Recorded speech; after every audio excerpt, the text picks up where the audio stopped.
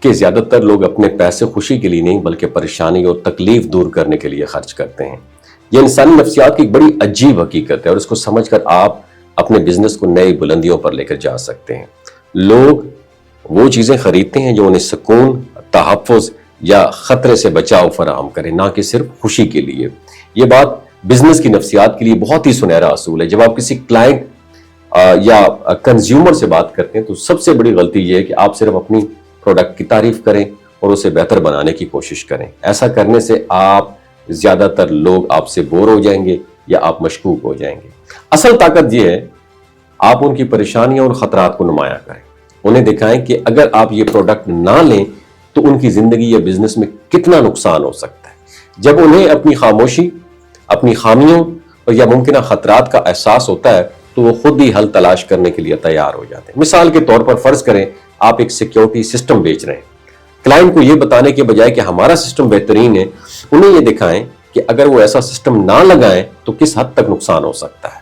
چوری، data leak ہو سکتا ہے یا غیر محفوظ ماحول ان کے بزنس یا گھر کے لیے کتنی خطرناک ثابت ہو سکتا ہے۔ جیسے یہ خوف یا فکر پیدا ہوگی وہ سولوشن کے لیے تیار ہوں گے اور قیمت پر بھی غور کرنے لگ جائیں گے۔ اور یہی اصول ہیلتھ پروڈکٹس یا فائنینشیل سروسز میں بھی کام آتا ہے۔ پہلے بیماری یا مالی نقصان کا احساس دلائیں، پھر اپنی پروڈکٹ یا سروس کی طرف لے کر جائیں۔ لوگ خود ہی قیمت دینے اور خریداری کرنے کے لیے تیار ہو جاتے ہیں کیونکہ انہیں اب صرف خوشی نہیں بلکہ ضرورت محسوس ہو رہی ہے۔ اب اس کا راز یہ ہے آپ ان کے دماغ میں خطرے اور حل کے بیچ میں ایک واضح کنٹراسٹ پیدا کر دیں۔ جب وہ خوف محسوس کریں اور ساتھ ہی ساتھ حل بھی سامنے ہو تو وہ فیصلہ کرنے میں تیزی دکھائیں گے۔ یہ ڈارک سائیکالوجی کی بیس بنیاد ہے۔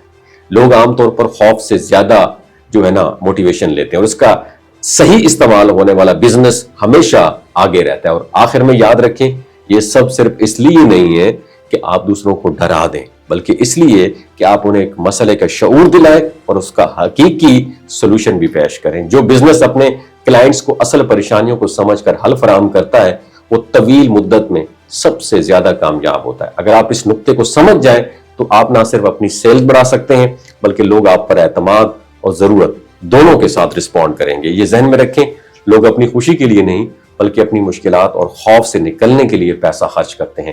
آپ کا کام ہے ان کی مشکلات کو پہچاننا اور حل کے ساتھ سامنے آنا، باقی خود آپ کے بزنس کو یہ ساری چیزیں پیک پہ لے جائیں گی۔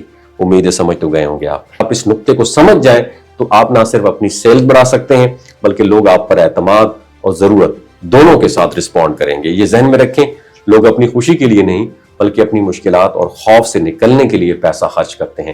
آپ کا کام ہے ان کی مشکلات کو پہچاننا اور حل کے ساتھ سامنے آنا، باقی خود آپ کے بزنس کو یہ ساری چیزیں پیک پہ لے جائیں گی۔ امید ہے سمجھ تو گئے ہوں گے آپ۔